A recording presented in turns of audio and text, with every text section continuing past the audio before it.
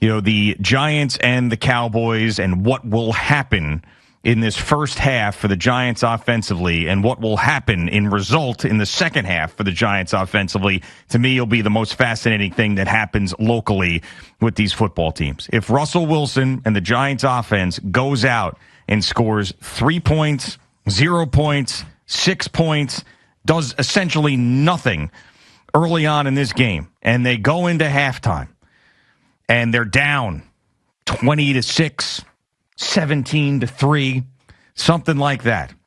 Will it be time to make a change? Will Brian Daboll be able to contain himself or control himself and say, hey, we're going to stick with Russell Wilson for the rest of this game? And my answer to that is I don't think he will. If it is that bad again, you will see Jaxson Dart in the second half of this football game. And I don't think it's the right thing to do. I would hold off a little bit, especially if we don't have Andrew Thomas on that line, because that's going to be a major problem for whatever quarterback is behind him. But I really do think how things have spiraled, the pressure, the hot seat, the Daniel Jones game, just everything that has gone on, and seeing rookie quarterbacks that start early on, all the media saying, what are you waiting for? If it is 17-3, 14-0, something like that at half, Jaxson Dart's coming out as a quarterback in the third quarter. Yeah, it'd be interesting to see that, man. I'll tell you, because through training camp and everything else that has gone on around here, up until game one, Brian Daboll was just singing the praises of Jaxson Dart. I mean, just loves the kid, seems to really like the way that he goes about his business, likes the way, obviously, he plays. The big question for me is, does he know everything? And he can't possibly. That's the thing. I mean, so the package of plays that they'll have for him will somewhat stymie the offense. But then again, if the offense has a full package of plays and they're not scoring, they're stymieing themselves anyway. Mm-hmm. So I don't disagree with your assessment. I don't think that they want to do it. I don't think that it's something that they're hoping to do. I think it's just they want to win, and they want to win with Russell as the quarterback, and they want to go down there, and they want to beat the Cowboys. I mean, who's more miserable, the Cowboys at 0-2 or the Giants at 0-2? Well, the Giants, I think. I mean, the Cowboys played a really good game against the defending champs. So, but if they lost to the Giants at home, that would be really bad. And then the trading of Micah Parsons and everything else. But I could still make a case that the Cowboys, with their roster and the way they played week one, can compete. I mean, the Giants 0-2 and starting off another season like this, and then having the Chiefs, who I don't think are the best team in football any longer, but certainly are more talented than the New York Giants are, and probably should win the game when they play in week 3. I mean, it's a combination of things. It's just spiraling downward. I mean, and that's why it's not about, for Brian Daboll, Jaxson Dart and when he's ready. It's almost like there's no life in this offense. I'm sitting here just shriveling up as the head coach. My time is running out. The only shot I have is to see if this kid can give us any juice. I mean, that's it. I mean, you cannot. If you have another offensive performance like this, there's no way in hell you can go 4 quarters with Russell Wilson as a quarterback. And I don't even know if it's his fault. It's probably not, because if you look at this Giants offense for years and years and years, it just hasn't been any good. Well, I could also show you like 3 or 4 throws that Russ had that if he makes, they're going to score 21 points. Yeah. I mean, going back and look at the tape, and you can see a couple of underthrows, a couple of overthrows. This one they're actually showing right here, right now on CBS Sports Network, the Malik Neighbors down the left sideline. That was underthrown by 3 yards. I mean, if he puts it out there, guess who's going to go get it? Well, your best wide receiver. And right, he's going to turn on the jets and he's going to go get it. So, I would say, again, Russell's a careful player now. He's an older, careful player. He doesn't want to turn the ball over. And the ball was not turned over. He actually ran for 44 yards. And that's what you're going to get. That's who he is now. He's not Jalen Hurts. At one time, he was Jalen Hurts. Where he was running with purpose and he was running all over the place and he was fast and he was throwing the ball down the field. He's no longer that player. Now he's a veteran. He's careful. He does not want to make mistakes.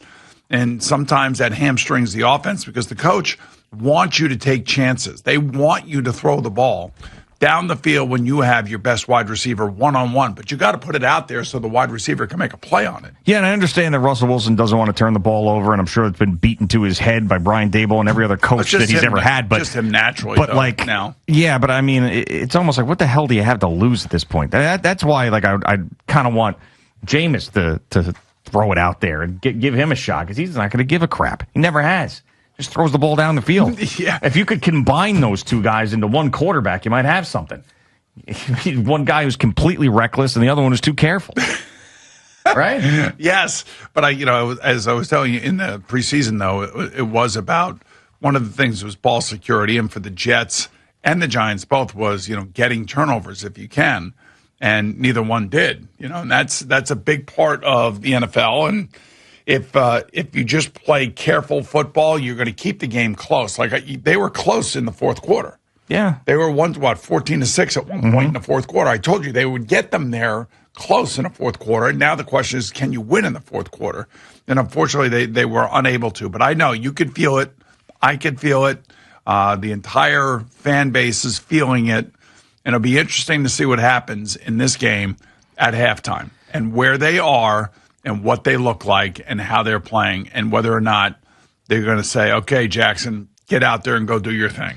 Listen, I'm not going to sit here and tell you that I thought the Giants, I mean, at the time I said the Giants and Saquon Barkley, it seemed like it needed to end because they were bad and it's a better fit for him with the Eagles. You don't want to see him go to the Eagles, but paying him at that time I didn't think was a lock.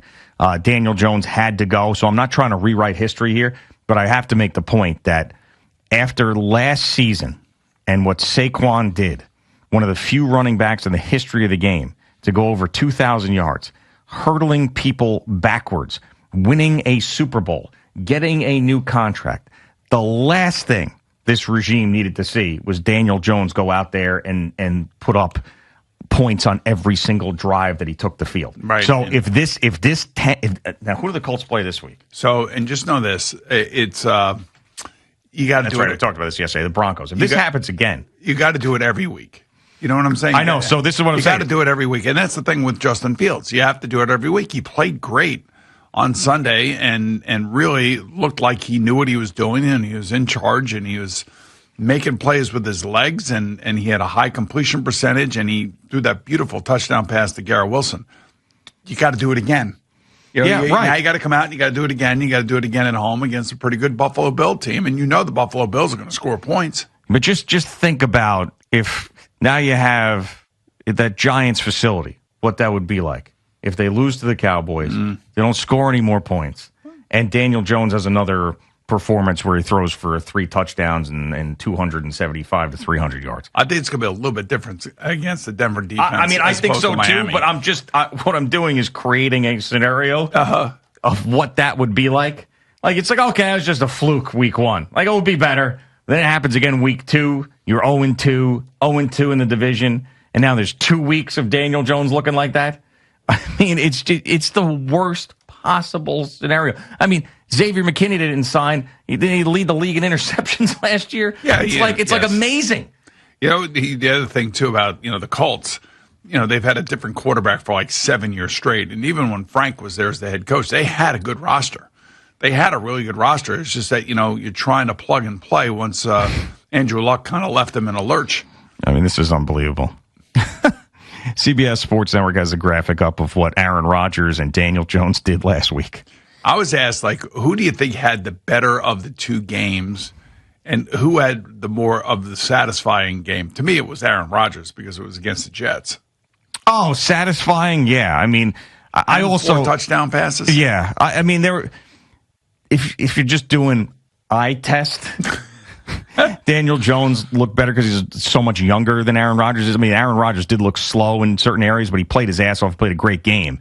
But I have concerns about him over the course of this season. He took a couple of sacks that were pretty nasty, right? So, and there were a couple of plays there where he was thrown off of his back foot, looking like he was not very comfortable. Yeah, but he was amazing in the game, and you can't take that away from him. And obviously, it was purely satisfying for him. I mean, to go from what his Jet debut was and blowing out his Achilles and everything that followed that to going back with this new regime that told him, well, were directed, as you say, to not have him there, and knowing that Woody didn't want him there and everything else. And he, even if Aaron Glenn had the choice himself to keep Aaron Rodgers or not, the way that meeting was handled, Aaron hated. So, I mean, that's about as good as it gets for him. Was handled because that's what the owner wanted. Yes, You're but not I mean, going to sit here and tell me that Aaron Glenn wouldn't have wanted really that Aaron Rodgers that we saw. But Sunday. he perceived it, whatever the circumstances were. Aaron Rodgers perceived that as extreme disrespect. Of course he did. Yes, he did. 100%. So that going in there and doing that, I mean, I'm sure he's had a perma smile all week about it. I mean, he's got to be freaking thrilled about that.